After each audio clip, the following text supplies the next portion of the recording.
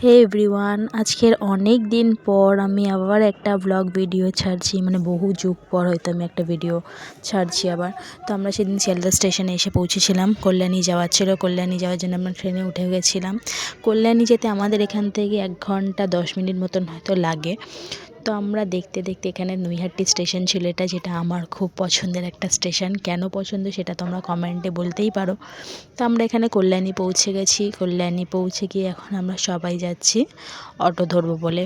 আর সেদিন প্রচণ্ড গরম ছিল, প্রচণ্ড রবিবার ছিল সেদিন, আর প্রচণ্ড গরম ছিল। আমাদের ওখানে নিমন্ত্রণ ছিল, তাই সবাই মিলে একসাথে যাচ্ছিলাম। আর সেই জায়গাটা কল্যাণীর আগে আমি কোনো দিন যাইনি, কিন্তু কল্যাণী এতটাই সুন্দর, চারিদিকে বোগেনভেলিয়া গাছে ভর্তি।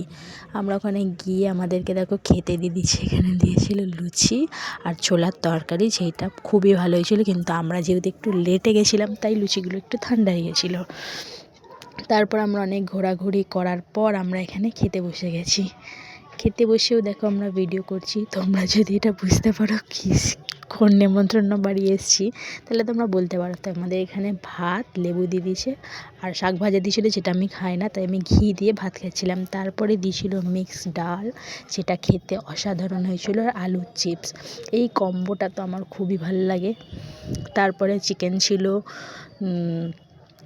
এঁচোড় চিংড়ি ছিল, যেগুলো খাওয়া হয়ে গেছে। তারপর দই, মিষ্টি, চাটনি সব কিছু খাওয়া হয়ে গেছে। এখন আমরা হাত দিয়ে নিচ্ছি।